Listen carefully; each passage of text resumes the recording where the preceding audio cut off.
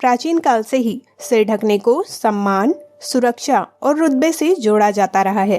किसी भी धर्म की उत्पत्ति, परंपरा, रीति रिवाज, खान पान और पहनावे में वहाँ के क्लाइमेट का भी विशेष योगदान रहता है। आज हम जो धार्मिक मान्यताएं, रीति रिवाज आदि देखते हैं, वह धर्म की स्थापना या उत्पत्ति के प्रारंभिक काल में ऐसी नहीं थी। कालांतर में धर्म के रक्षक कहे जाने वाले लोगों ने इसमें तब्दीलियां की। हिजाब या घूंघट किसी तरह से समाज में धार्मिक पहचान का कारण बना। इसका इतिहास भी दिलचस्प माना जाता है। सिर ढकने की परंपरा हिंदू, यहूदी, जैन, बौद्ध, ईसाई और इस्लाम और साथ ही साथ सिख धर्म के पहले से ही रही है।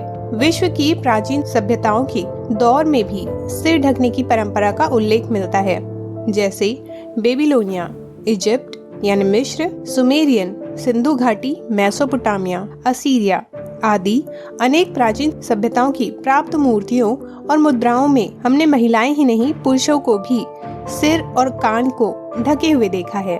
ओढ़नी, चुनरी, हिजाब, बुर्खा, पगड़ी, साफा, मुकुट, जरीदार टोपी, किप्पा या हुडी, यहूदी टोपी जिसे कहते हैं, आदि सभी सभ्यताओं के दौर से निकलकर आज अपने नए रूप में प्रचलित हैं। हिजाब पहनने का प्रचलन इस्लाम में ही नहीं, ईसाई और यहूदियों में भी है, जो कि इस्लाम के पूर्व के धर्म है। ईसाई धर्म में हेड स्कार्फ का प्रचलन और उसके प्रारंभिक काल से ही चला आ रहा है। ईसा मसीह की मां मरियम और अन्य ननों की सिर ढकी हुई तस्वीरों से इसे समझा जा सकता है। ईसाई धर्म के पूर्व यहूदी धर्म में यह प्रचलन रहा है। तीनों ही धर्म की उत्पत्ति काल के पूर्व अरब की संस्कृति में सिर ढकने की परंपरा रही है। खासकर हम इजिप्ट और मेसोपोटामिया की सभ्यता में इसे देख सकते हैं। पश्चिमी धर्म में कुछ धर्म के लोग अपने धार्मिक स्थलों पर सिर ढककर जाते हैं और कुछ यदि सिर ढका हो तो सिर की टोपी या हैट उतार कर प्रार्थना करते हैं। हालांकि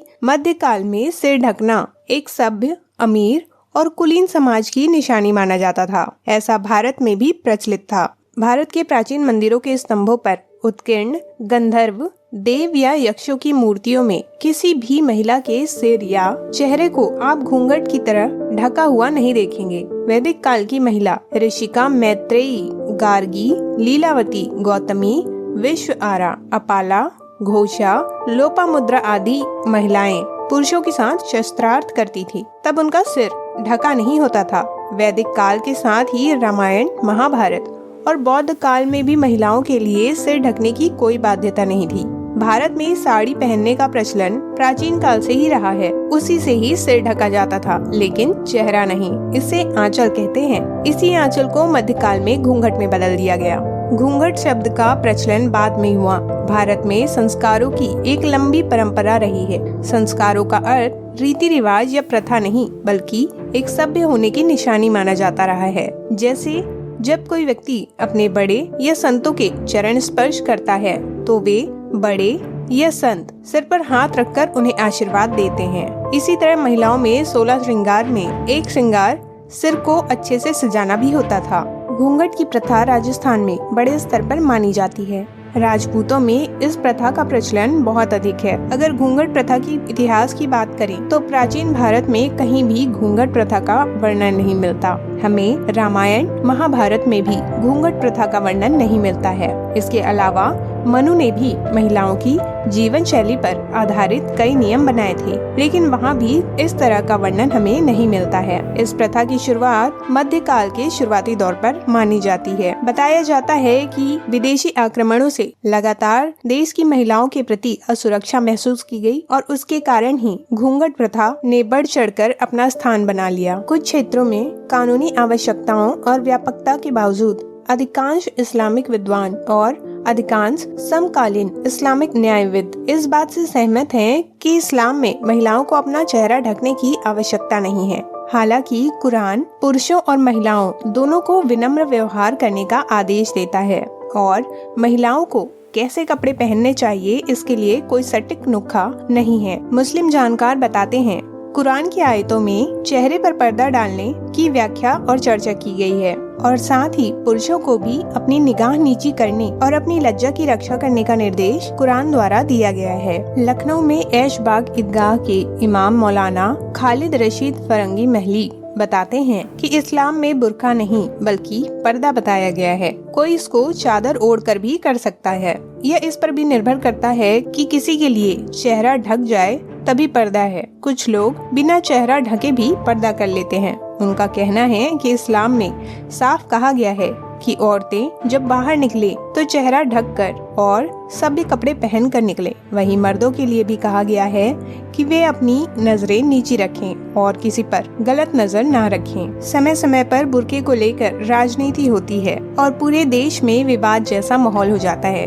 कुछ ऐसे भी देश हैं जहां पे औरतें हिजाब का बहिष्कार कर रही हैं। वहीं कुछ देश ऐसे भी हैं जहां बुर्का ना पहनने दिए जाने पर सरकार से महिलाएं आंदोलन या प्रदर्शन के रूप में अपना अधिकार मांग रही हैं। जैसे सिक्के के दो पहलू होते हैं, वैसे जीवन में हर चीज का एक अच्छा हिस्सा भी जरूर होता है। ये माना जा सकता है कि ये चीजें किसी औरत की मानसिकता को दबाने, उसकी मानसिक क्षमता को कम करने या उसे पीछे ढकेलने का कारण बनती है। लेकिन दूसरी तरफ हम एक पक्ष ये भी देख सकते हैं कि पर्दा प्रथा की शुरुआत किसी भी धर्म में इसलिए की जाती है ताकि उनके समाज की उनकी महिलाएं सुरक्षित रहें। इस विचार का जन्म एक अच्छे कारण के लिए हुआ था, जिसमें महिलाओं को सुरक्षित रखना था, लोगों की बुरी नजर से बचाना था। लेकिन जिस पृथ्वी में हमने जन्म लिया है वो संतुलन पे बात करती है। कोई भी चीज अगर वो संतुलित है तब तक ही वो अपना महत्व बनाकर रख सकती है। असंतुलित होने पर या बहुत अधिक होने पर उसका नाश निश्चित हो जाता है। और इसीलिए अलग अलग जगहों पर हम औरतों के अलग अलग सोच को देख सकते हैं। जिन जगहों पर पर्दा प्रथा को थोपा जाता है वहाँ पे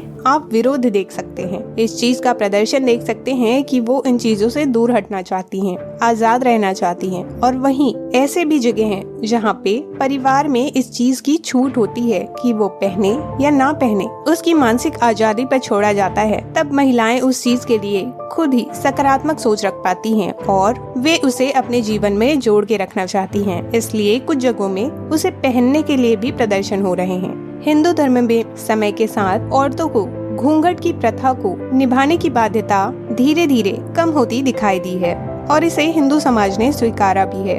उन्हें बिना घूंघट या खुला सर रखने की आजादी दी है। समाज में परिवर्तन अपनी जरूरत के हिसाब से होते ही हैं और इस परिवर्तन के सकारात्मक पहलू को लेकर हमें समाज में आगे बढ़ते रहना चाहिए। इस चैनल का उद्देश्य सभी धर्मों का सम्मान और राष्ट्रीय एकता को बनाए रखना है। तो दोस्तों ये वीडियो यहीं तक, मिलती हूँ आपको अगले वीडियो में। जय हिंद।